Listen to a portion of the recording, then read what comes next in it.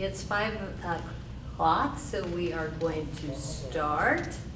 We'll start by welcoming these candidates, Derek Kilmer and Douglas Dightman, who are making it possible for us to become informed voters, at least around their race. Thank you so much for agreeing to appear. I want you to know too, it's not just the League of Women Voters who are sponsoring this. It's also sponsored by Peninsula College Associated Student Council. And they've been helping out, they're back there. All right, welcome to everybody, welcome back.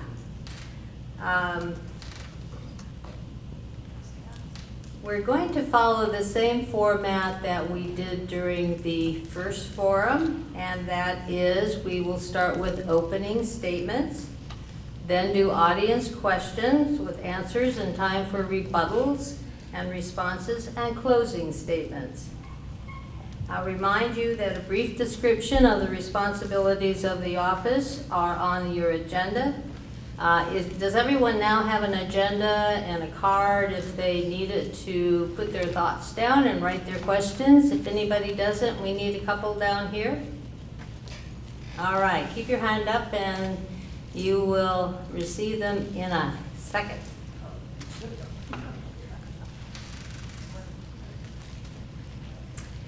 The candidates for representative to the House of Representatives are Derek Kilmer and Douglas Dightman. Both candidates, in the order they filed for office, will be given up to 4 minutes to make an opening remarks, opening statements. We have asked the candidates to introduce themselves by covering the following information. What are your qualifications for serving as United States Representative for our district?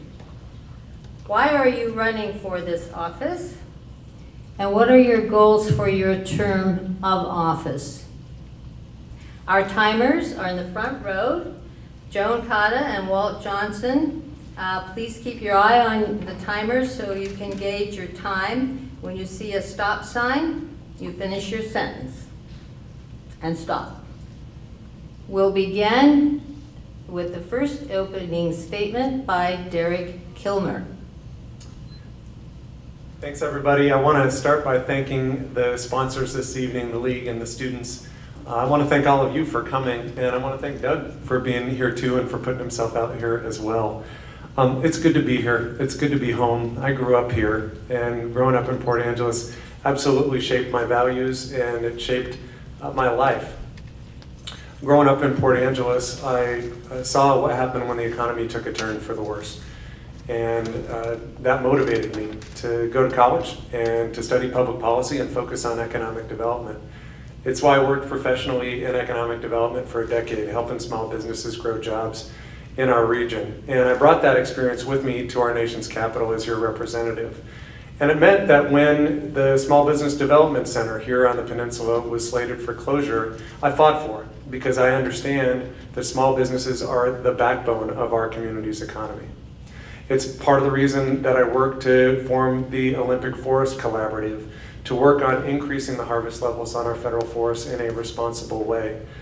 Growing up here, I saw the importance of Olympic Medical Center, which is where I was born, and it's obviously a key employer here and a key provider of health services.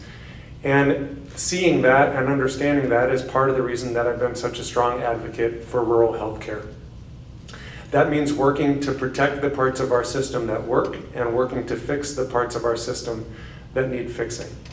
Some of you may remember my grandma who lived here. My grandma is now 108 years old.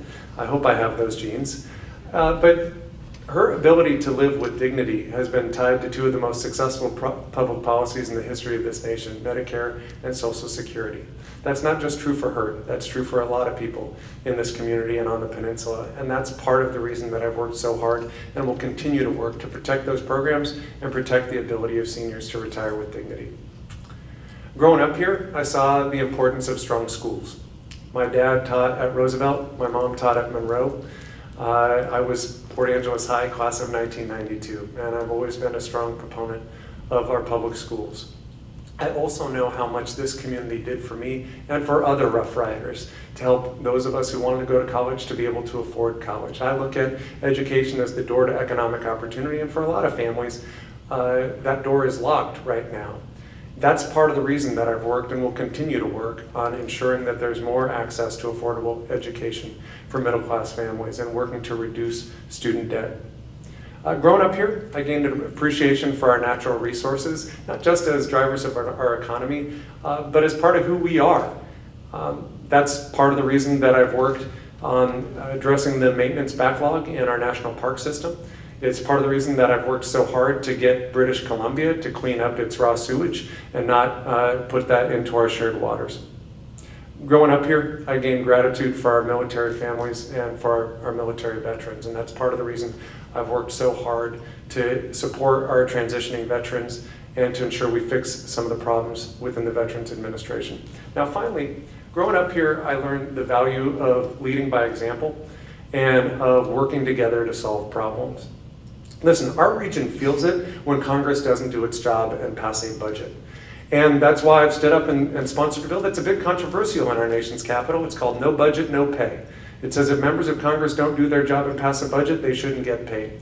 I haven't had a job since I was a teenager working in this town at Westside Video, where I got paid for a job that didn't get done. I also worked to reform our campaign finance system because there's too much money in our politics. I've also co-chaired the bipartisan working group so that we can dial down the partisan bickering and start working to solve problems again. That's why I'm here. I'm not done working on your behalf, and I'm eager to ask for your vote. Douglas Dightman. Thank you. My name is Doug Dightman. I'm a family physician in Shelton, Washington. I'm as qualified to do this job as most of the people actually that are sitting in this hall today, concerned citizens that have opinions, that they're willing to share their opinions with other people and go represent people. My biggest concern about our system in Washington, D.C. is that we don't get represented as people. And that's one of the things I'm trying to do, is go set an example. The reason I'm running today, and the reason I started doing this about 6 months ago, is because I looked around and I didn't see anybody, honestly, that was going to run as a Republican in the district. And I thought that was really a shame, because everybody should have the ability to hear what somebody says and make decisions on who they want to vote for and have options. So that was my first role. The second thing I realized was that when my son recently turned 18 and then 19, that he got to adopt $176,000 of federal debt. One of the biggest problems we have in our society is the $21 trillion of debt that we have as a federal government, and we're not addressing that. And I think that we need to do that before we pass that on to our kids. I don't think that's fair. I mean, our country was founded because, in part, due to taxation without representation, and we're doing that to our children and our grandchildren every single day. My goals when I get back there are pretty simple. I don't think I'm going to be able to change the world in a single 2 years or 4 years. My goal is to go and set an example. My goal is to go and represent the people of the 6th District faithfully, doing what I told them I was going to do, not listen explicitly to what a party tells me I have to do, not listen explicitly to what people who have donated to my campaigns tell me I have to do, but rather just to represent the people. And I want everybody here to know what my opinions are, so that if they match what you're thinking, then that's what you would choose to do. I don't want to have any surprises. I want to just have all the questions I can get so you guys know exactly what I think. I've been around this part of the world most of my life. I was a physician out at Forks for just under 3 years. Now I'm practicing down in Shelton, and I look forward to representing the people of the 6th District, given the opportunity, if you feel like I'm the right person for you. And so I hope you have lots of questions and we can share with you, what our opinions are and go from there. Thank you, candidates. Now we'll take as many questions as possible from you, the audience. We will follow the same procedures as with the previous panel. Please come to the mic, state your name, and specify whom your question is for. You will have up to 30 seconds to ask your question. A reminder, don't try to take the mic, you'll lose.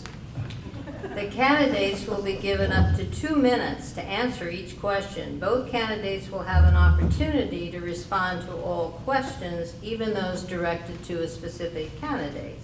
I will then give both candidates the opportunity to respond to or rebut their fellow candidates' answers. They will be given up to 1 minute to respond or rebut. If they wish, they may waive the chance to respond or rebut. I hope that we'll be able to hear all of your questions. Please keep in mind that we'll give everyone in the audience the chance to ask a question before taking follow-ups or multiple questions from the same person.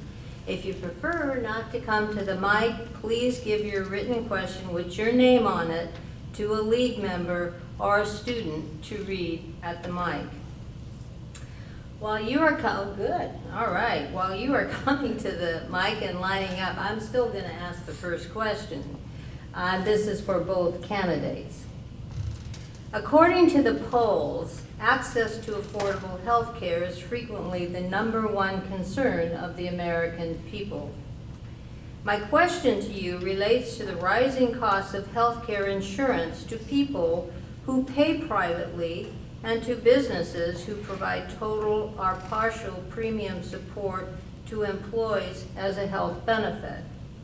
The question: what do you think the federal government can do more or do less to make health care more affordable and accessible to individuals who pay privately and businesses who provide health care as an employee benefit? And we will start with Derek. This is an issue that affects a lot of families, including mine. And the reality is that step one needs to be, and I'm not the physician at the table, but step one needs to be the Hippocratic Oath of first do no harm. That is unfortunately not what you've seen out of our nation's capital over the last couple of years. You've seen a real direct attempt to sabotage our healthcare system. For example, by pulling the plug on healthcare navigators, which help people sign up for affordable insurance, by eliminating the provision of what's called cost-sharing reductions that actually make it possible to provide affordable insurance to people who have pre-existing conditions. I wasn't in Congress when the Affordable Care Act was passed. I don't think it's a perfect law, but it is undeniable that it has made progress on a number of levels. It is a good thing that young people, including the college students that are here, can stay on their parents' insurance until their 26th birthday. It's a good thing that people are able to get preventive care like mammograms and cancer screenings without a copay. It's a good thing that people who have a pre-existing condition can't be discriminated against by their insurance company anymore. It's a good thing that we have things like mental health parity, so that illnesses above the neck can be treated the same as illnesses below the neck. Those are good things in our current system. And so step one is stop sabotaging the current healthcare system. Step two is fix the parts that need fixing. There's a lot of things that we can do on that front. For example, funding the cost sharing reductions that actually enable the provision of insurance for people with pre-existing conditions. We can have a system of reinsurance that would lower premiums for everybody, for employers and for individuals. I also support having a public option so that people could buy into the Medicare program and have additional competition within our system. There's a lot more that needs to be done to ensure that people have access to affordable health care, because in the greatest country on the planet, if you get sick or you get injured, you shouldn't go broke. Douglas. Thank you. I think we can both agree that no healthcare system is going to work unless we endorse the fact that we have to have coverage for pre-existing conditions. I don't feel that mental health integration actually is done nearly as well as it should be in our current environment, and it's something we need to still work at. The reason I think our healthcare system isn't good enough right now to just continue doing what we're doing and try to refine it is that the healthcare system is centrally designed to make money for insurance companies and providers, and that is what was the basis of the healthcare system we have now. We had a situation where there was actually, it looked like more of a universal coverage thing coming out, and then we had the insurance companies get in and start talking, lobbying Congress and lobbying the president, and then what we ended up having outside that door the next time was something that was very different, something that really served the insurance companies. And so I think we need to step back, and instead of serving the insurance companies the way we have, we need to step back and say, how are we going to serve the people more? The problem with serving the insurance companies, obviously, is because they don't really have our best interest at heart. They have propagating their company's best interest at heart. So we need to go back. We need to realize that the biggest cost increases in healthcare over the last 3 decades hasn't been how much the doctor gets paid, how much the hospital gets paid, how much the drug companies make. It's actually been administrative costs, which has gone way, way up compared to all the other costs. And when we let the insurance companies right into that door and said, well, what are you guys willing to do? We gave up the ability to change that, and we need to do that. Derek, you wish to respond? I guess the only other thing that I would mention is that one of the key drivers that we're hearing from constituents is concerned about rising pharmaceutical costs. And again, this is something where unfortunately you've seen largely inaction in our nation's capital, but there are things that we can do on this front. For example, there's a 3-year backlog at the FDA for the approval of generics. We know that by and large, generics are cheaper than the brand name prescriptions that we get. If we could expedite that process, that would be progress. Second, again, do no harm. Unfortunately, we've seen proposals to undermine what's called the 340B program, which are vitally important to providers like Olympic Medical Center so that they can provide their patients with affordable prescription drugs. Beyond that, right now we don't have really anything in government that's protecting consumers from price gouging. And we have a Consumer Financial Protection Bureau that ensures that you don't get messed over by a financial institution. I think there's value in having something to protect consumers from getting messed over by rising prescription drug prices. Douglas? Yeah, I would agree, actually. I think that the prescription drug prices costs are a big problem. And I think that actually not being able to have competitive prices by people that are trying to gouge others in the health system is a problem too. But we're not going to get that. We're not going to resolve those issues without more competition in this system instead of having a universal system, having everybody be under the same health care. So we need to keep those kind of things in the back of our mind, that's not the solution. The solution is maybe we have a different group of people paying. Maybe we continue to have employers pay. Maybe we have the government step up so there is some kind of a public option. But we have to realize the most important thing to keep costs down is making sure that we all have as many options as possible. And I think that that's one of the things that is really absent in our plan right now. Okay, we'll take our first audience question. Okay, my name is Judy DeMoore. In 2016, Washington voters passed Initiative 735 to get big money out of elections and reduce the growing power of corporations over the rights of people by passing a constitutional amendment to establish that constitutional rights apply to natural persons only and not to entities like corporations and unions. And the campaign contributions are not speech and must be regulated. In order Your question? Okay, I just want people to understand what this is about. The bill in the House for this amendment is HJR 48. It now has 65 co-sponsors, including Representative Kilmer. We need this amendment more than ever now. My question, if elected, do you pledge to co-sponsor HJR 48 when it's reintroduced in the 116th Congress, and will you work to encourage the rest of our congressional delegations to support this bill too? This is for both candidates? It's for both candidates. All right, we'll start with Douglas. I haven't read that bill, so I'm not going to say whether I'm going to support it or not support it because I don't know exactly what's in it. And as everybody in this room knows, there's usually more than one simple issue to a bill. But I'll address the question. The question is, what are we going to do about the influence of special interests, political action committees, large employers on influencing our politics? And I think the answer simply is, as candidates, we don't take the money. We can legislate all we want, but the bottom line is we just don't do it. I haven't taken a cent from a political action committee. I haven't taken a cent from a special interest group. In fact, I haven't got a cent from the Republican Party. We just need to be citizens. We need to go out and represent the populace and represent as good as we can, and we don't need all that money. I mean, how much money is flown into the Shire and Rossi? I mean, it's millions of dollars. It's ridiculous. That could be used so much better. So I think that we need to do something about this, but I think the first thing we need to do is, as voters, we need to turn around and say, what are they taking? And if we're going to change it, we need to realize that a candidate's taking a lot of money from special interest groups and PACs and decide that's not right, and then vote accordingly. Derek? The short answer is yes, I'll sponsor it again. I sponsored it already.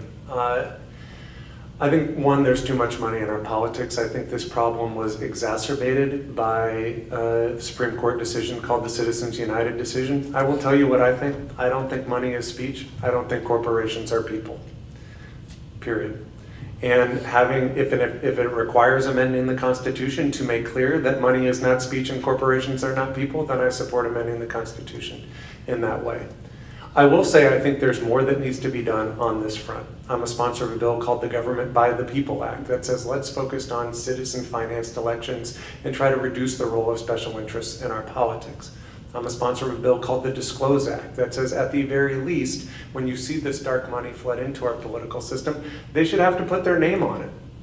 So we as citizens have a right to know who's trying to influence our elections. I am the lead sponsor on a bill called the Honest Ads Act that says, as we've seen more money enter into our online arena, that ought to be regulated in the same way that TV ads and radio ads are. So we as citizens have some right to know who's spending what to try to influence our elections and also trying to keep foreign money out of our political system.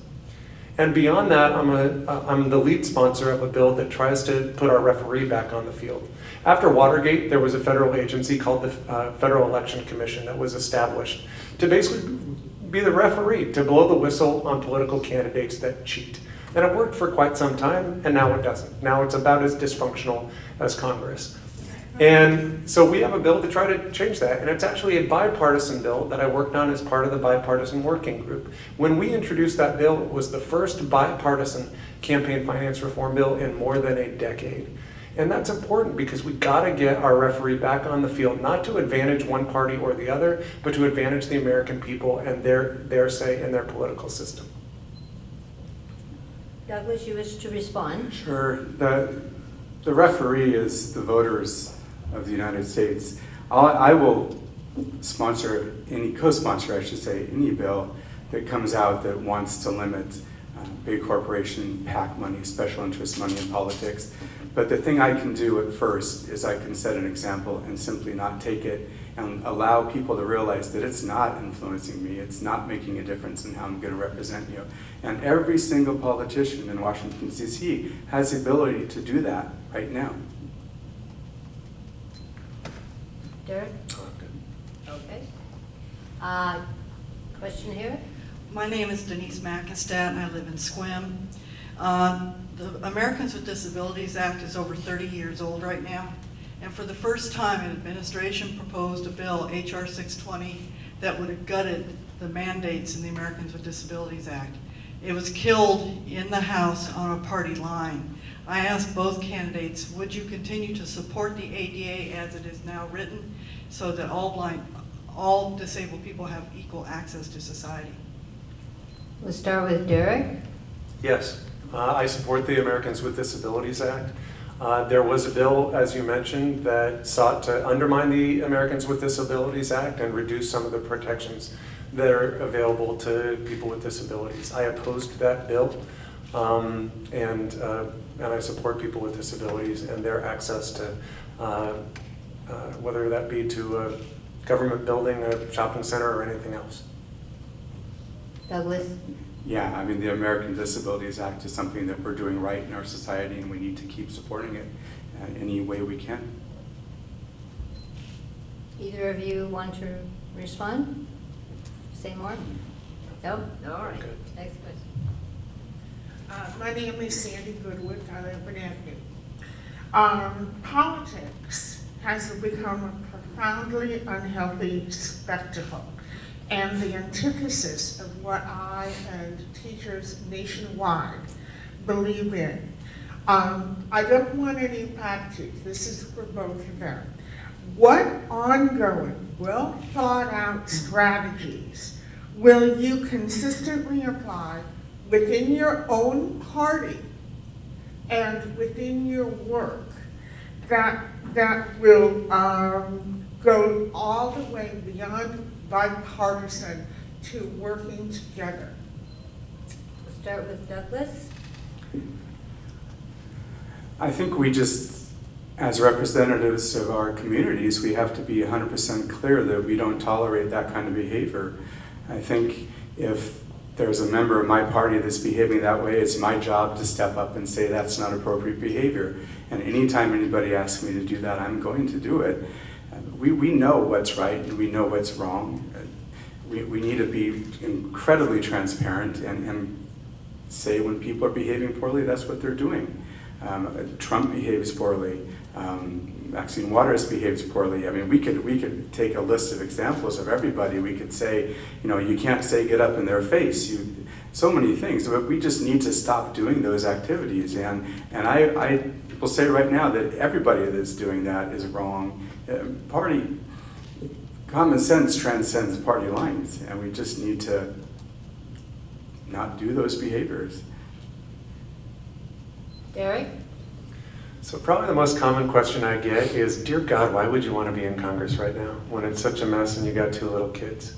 And my response is always the same. It's because it's a mess and I got 2 little kids. I actually care about what kind of country they grow up in. And frankly, I don't want their future dictated by a completely screwed up federal government. And that has absolutely shaped my approach to this job. When I served in the legislature, before I started my service, I sat down with a guy named Tom Swayze. Tom was a Republican. I went to church with him, and he was part of the Rotary Club in Gig Harbor. And after I got elected, he said, let's go grab coffee. So I met him up at Starbucks in Gig Harbor, and he said, I got 2 words of advice for you. He said, first of all, with every bill that comes before you, vote what you think is right. He said, there's Democrats with good ideas and some Democrats with stupid ideas. And there's Republicans with good ideas and some with stupid ideas. Vote for the good ideas. Vote against the stupid ideas. Which doesn't sound like rocket science, but is too often missing in our current political system. The other thing he said to me was, with everything you work on, at least try to work in a bipartisan way, because you will find that you come up with better solutions when you actually try to incorporate ideas from people across the spectrum. I'm proud of the fact you can go on GovTrack or look at the Lugar Center website, and they identify me as one of the most bipartisan members of the United States House, and I'm proud of that. I'm part of a group called the Problem Solvers Caucus, which is a coalition of folks who are trying to actually find some common ground on some of these tough issues, including some that we've already discussed tonight. We just came out with a proposal called the Break the Gridlock proposal, and I encourage you, since I don't have enough time to go through the details of it, Google it. One of the things that we're looking at is trying to change the rules of the House so that if there's a proposal that has broad bipartisan support, how about it gets a vote? And if there's a proposal, for example, for once in a generation tax reform, that people get a chance to read it, and a chance to amend it, and a chance to actually have the legislative process the way it's intended to work. You wish to respond, add to, Douglas? Just one thing, maybe 2. I actually didn't hear Representative Kilmer saying that he would admonish people in his party saying that they just can't have that behavior. I think that was unfortunate. And if we're going to go ahead and talk about partisanship, I think what we need to do is focus on whether we're being partisan. I don't really care what one group says about how partisan a person is or another that's back in Washington, D.C., because I don't trust them in the first place. What I do trust is how a person votes and what a person says. So somebody that is talking about the balanced budget and whether we need an amendment for it and then votes no instead of supporting it along party lines, that tells me a lot more about whether we're bipartisan or not. Derek? So there's a lot of directions I could go. How much time do I get? 1 minute. 1 minute. So first of all, I think it's important to just speak fact. When members of the Republican Party referred to the constitutional amendment that you're referring to as a sham, I agree with the Republicans who said it was a sham, that it wouldn't actually drive towards a balanced budget. And if we want to have conversations about the specifics of it, I'd be eager to do that.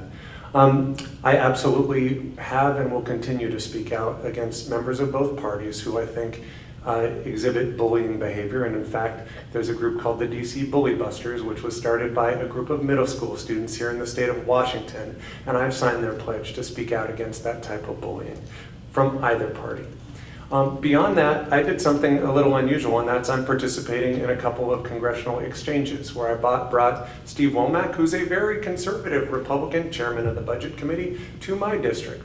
And then I'm going to go to his district. And part of the way we get a better understanding of where people are coming from is actually getting a better understanding of where people are coming from. And that's part of the reason I've been participating in that type of exchange. All right. Over here, I think. Yes? My name is Libby Palmer, and I'd like to address this to both of you. Regardless of the rhetoric that's coming from Washington, I want to know how both of you would treat individual immigrants in the 6th District, and I'll do that by giving an example. Since several people have been intercepted by ICE and have been taken to the detention center in Tacoma, the one that I'm most concerned about is somebody who has lived in the 6th District for many years, is the father of a United States-born, 3 United States-born citizen children. He owns his own business. He's paid taxes throughout his working career. His family has initially. The question is, what would you do to help individuals such as him? And we'll start with Derek.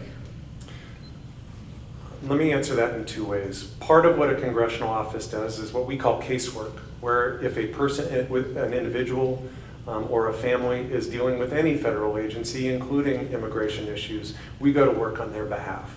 Oftentimes we do that in partnership with immigrants' rights organizations. I've been to that detention center and I've met with people who've been impacted by this administration's approach to immigration. Second, there's a policy question here, and that is, what do we do with our immigration system writ large?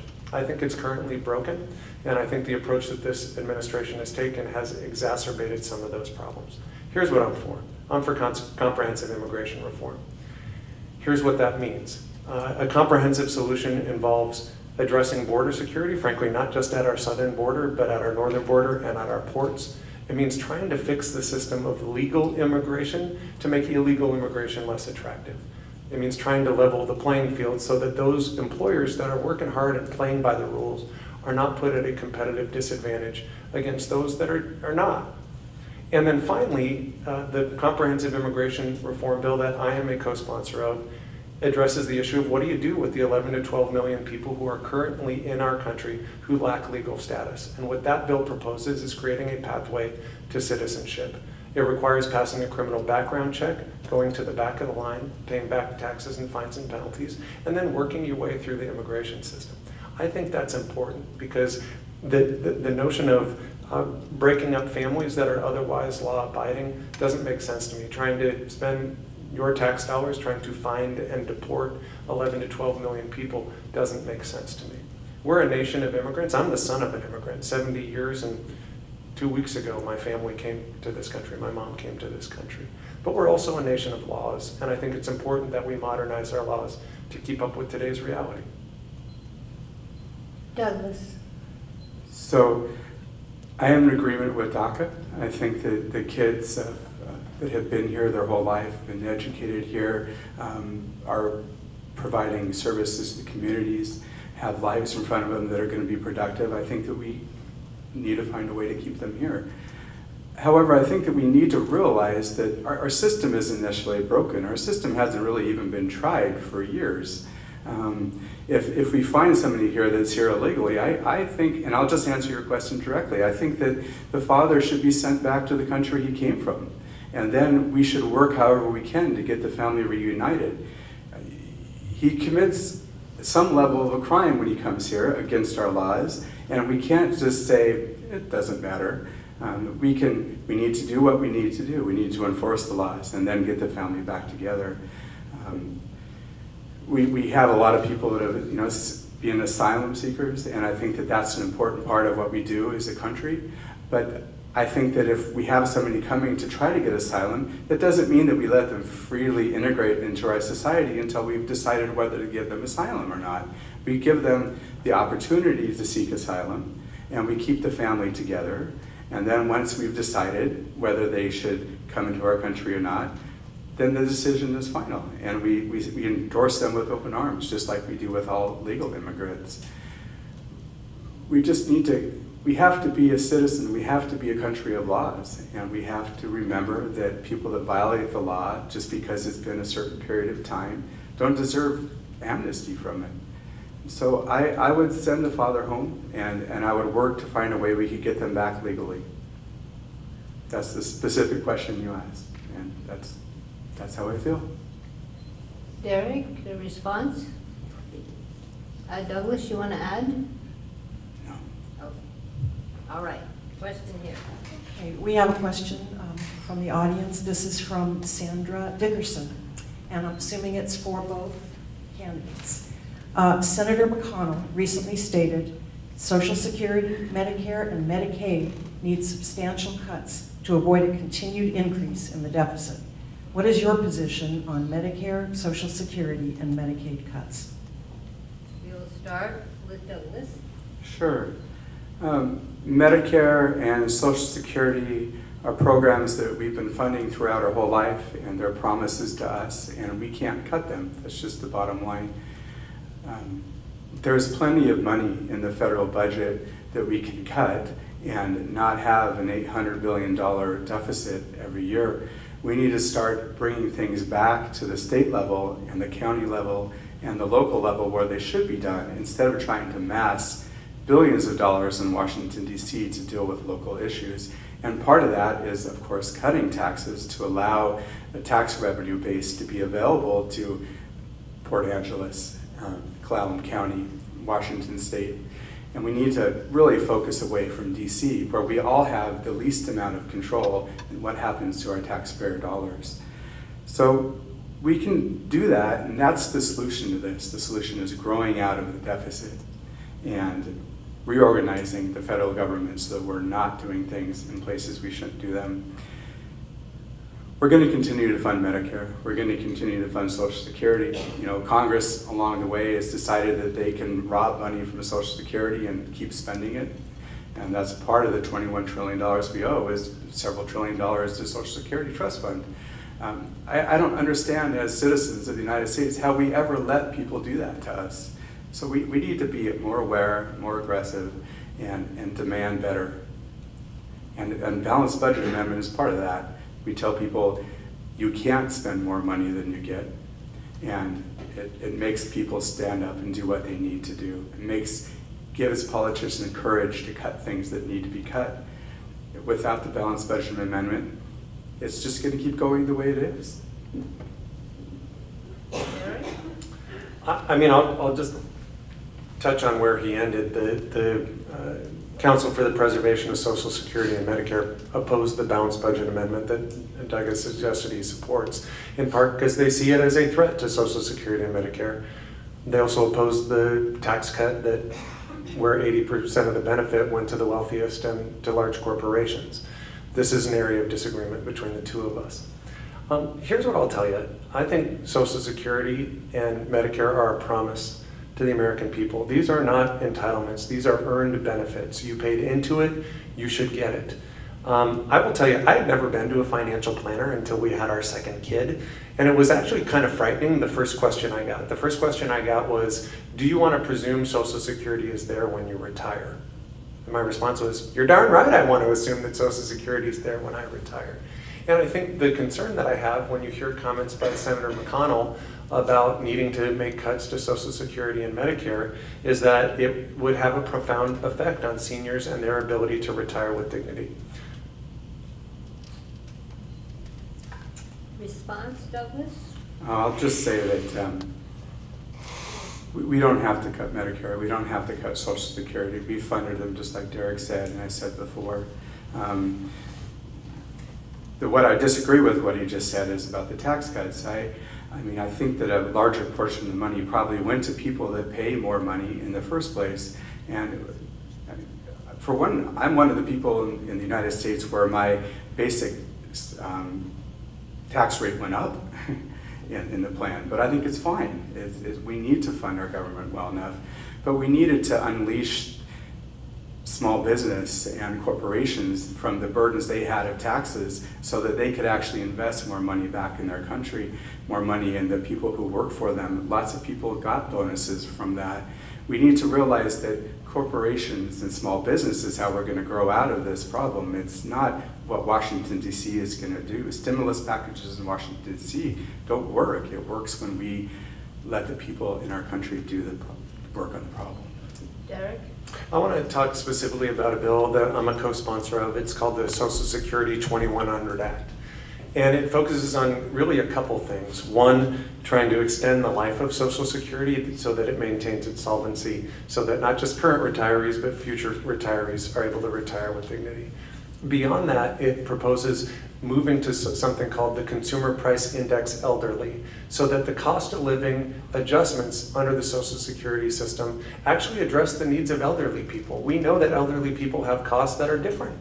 You know, pharmaceutical costs, for example, where you can't substitute out another product.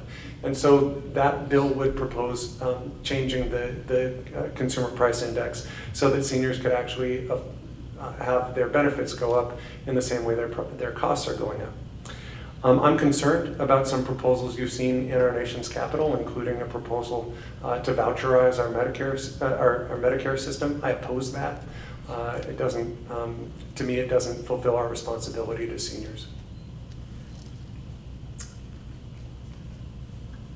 All right, our next question. So I'm Ed Bowen, and on the subject of National Park Service maintenance backlog and the bills that are being considered on the Hill, I'm going to kind of modify my run-on sentence. What comment, and I'm going to add ideas, or what commitment and what ideas will you make to ensure the priority use of any such funding solutions go to addressing access to our park? And I want to add a topic that was previously talked about, access for ADA. Is this for both candidates? Then we will start with Derek. So I'm one of the lead sponsors on a bill to address the maintenance backlog within our national park system.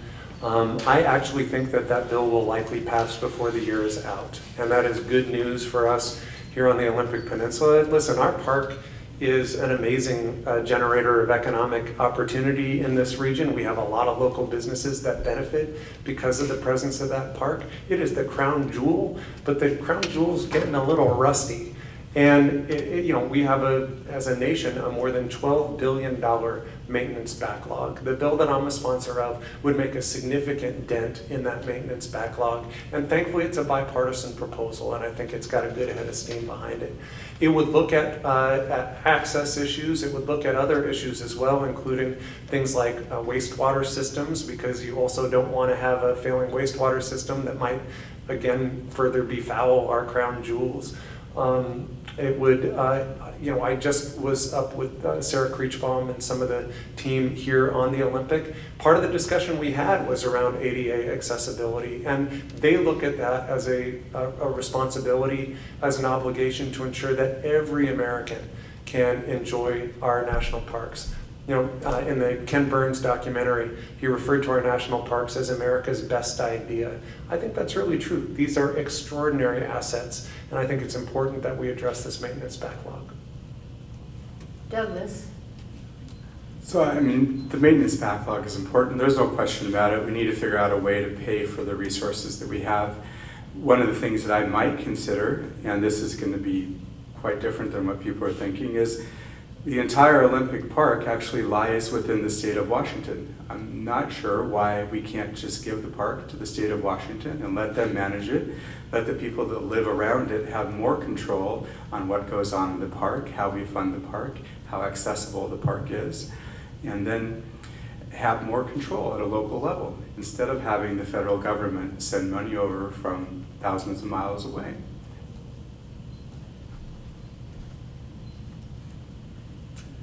Response, Derek?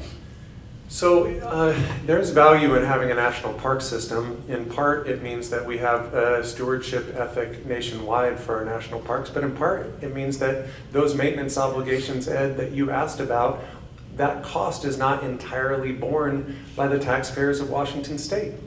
That's a good thing. It is a good thing that as a nation, we collectively say these are public assets that we want to maintain, and that cost is not entirely borne by the residents of the Olympic Peninsula. Douglas? So this is a fundamental difference between me and Representative Kilmer. I think that the focus of the federal government should be on securing our borders, keeping us safe as citizens, and protecting our free market. I don't think the federal government has a role in helping us decide what we're going to do with things that are entirely inside our state. I think that we need to change our focus. We're sending so much money to Washington, D.C., where the importance of the issues is getting lost because the issues are further away from the people who feel like they are important. And we need to think about this. We can't just keep doing what we're doing and tracking up, building up $21 trillion of debt, putting our kids' futures at risk. We have to change something. We have to have new ideas. Next question here. Hello, my name is McKenna. As we know, based off of data from the BLS website, women and minorities in government and leadership make less money and obtain lower positions in leadership compared to men on average. What will you do in explicit terms to correct this imbalance and create more opportunities for economic growth for these groups during your term? And this is for both candidates. Absolutely. All right, then we will start with Douglas. Sure. I think the most important issue in this question is making sure that everybody has equal opportunity to get educated at the level they need to get a job. And then the next step is actually holding everybody in our society responsible for choosing the best people that are available. We need to try to get away from saying we have to hire 10 people of this color, or 10 people of that color, or 10 people of this race, or 10 people of this sex. We need to focus on the real problem, which is why are people making the wrong decisions? And we need to hold everybody accountable. If we have Microsoft and we find out that Microsoft is not hiring women and not paying women as much, we need to know that, we need to learn that, and then we as people in our society need to use our wallets to hold Microsoft accountable. That's what we need to do. We need to take the power back into our own hands and do those kind of activities rather than wait for somebody else to do it for us. There's no reason why Congress in Washington, D.C. has to tell us that this is inappropriate behavior. We need to do what we need to do. We don't need people making numbers and telling us percentages. We need to just do what's right. Derek? Let me directly address your issue. I think we should embrace the notion of equal pay for equal work, period. And there's a bill that would do that in Congress. It's a bill called the Paycheck Fairness Act, which says explicitly that people who do the same job should get paid the same regardless of gender. I'm a co-sponsor of that bill. I support that bill, and I think Congress ought to pass that bill. Beyond that, I think you raise a point, though, that goes beyond that issue, and that gets at some of the other challenges that provide barriers to the workplace. I'm a proponent of expanding some of the tools within the tax code that can help make work more workable for families, whether that be things like the child care tax credit so that people can actually afford to go to work, or things like the earned income tax credit that help make work pay. You bet. Response, Douglas? Yeah, I think Representative Kilmer has had two bills that he's actually sponsored pass in his terms in office. We don't have time to depend on Congress doing everything for us. We need to do it ourselves. We need to start taking responsibility. When I see somebody treated unfairly, of course they should be treated fairly. But trying to go to Washington, D.C. and make a law for it is not going to get us to where we need to, because it doesn't happen quick enough. The only way it happens quick enough is if we vote to some extent by our wallet. So if somebody is not going to treat women fairly, pay them the same as men, we need to know about it. They need to come out and tell us so we can respond to it appropriately. I'm not going to wait for Washington, D.C. to do everything for us anymore. We can't. We don't have time. Our children don't have time. Our grandchildren don't have time. It's proven to a large extent that they can't do it. We need something different. Derek? I certainly agree with the notion of speaking out against those who might be acting in a discriminatory way, but I guess there is a disagreement here in that I don't think that that the government should simply step away and say, we'll abide by discrimination happening. I think there is a role for government to step in, whether women are being discriminated against, or people with disabilities are being discriminated against, or people of color are being discriminated against. We have laws in place. Civil rights laws, the American Disabilities Act. I hope to see the Paycheck Fairness Act put in place because we cannot simply say everyone will do the right thing. And that's why we have these laws in place. Beyond that, since the point was made, I'm proud of the fact that an article in the Washington Post named me one of the 5 most effective Democrats in the United States House. And I'm happy to put my record up against anybody. Question over here? Hi, my name is Ricky Talbot. I am with the school newspaper. And the question I have is, there's rumors of a new green infrastructure projects going on.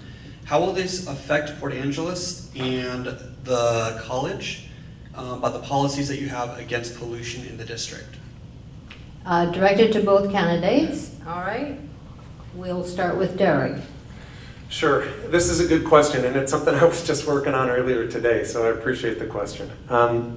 So green infrastructure projects that we're focused on are things like rain gardens and permeable pavement that help prevent things like stormwater runoff from going into, whether it be the harbor here in Port Angeles or into Puget Sound. Why is that important? Well, it's important because Washington State University just came out with a study that found that toxic stormwater runoff is one of the primary reasons for large-scale fish kills, particularly among coho salmon.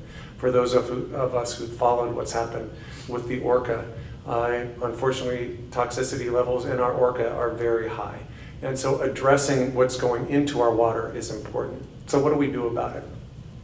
Just last week, I introduced a bill along with Congressman Denny Heck that would provide, in essence, an incentive for communities and for private industry to make these sorts of investments in things like permeable pavement and in green stormwater infrastructure. It's not a mandate, but it's a tool. It would provide, in essence, cheap money through something called private activity bonds that provide, it's the same kinds of bonds that communities use to do things like build airports or do things that have a public purpose. This is a public purpose that, if I was down last week in Ilwaco and out in Westport talking with fishermen, they're very concerned about this because it's affecting fish runs and their ability to make a living. This is a very substantial cost to communities. When we don't address these problems upstream, we end up paying for it on the downstream in having to do cleanup and having to do, whether that be the restoration of Puget Sound or the restoration of the harbor here in Port Angeles. The investments that we could make on the front end could end up saving taxpayers a whole lot of money. And that's why I think this is an important thing not to ignore. Douglas. Yeah, I think that supporting green infrastructure is important. I support green infrastructure by trying to drive my smaller car more than my larger car. We need to all support green infrastructure. We need to make decisions on a daily basis as to how we're going to do that. If we see something that might cost us a little bit more to help protect the environment, we need to buy it.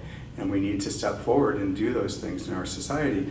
I don't think, using the orca as an example, I don't think trying to send money to Washington, D.C. to protect the orca is the right thing to do. I think we need to send less money to Washington, D.C. so that people in the state of Washington can decide how they're going to protect the orca.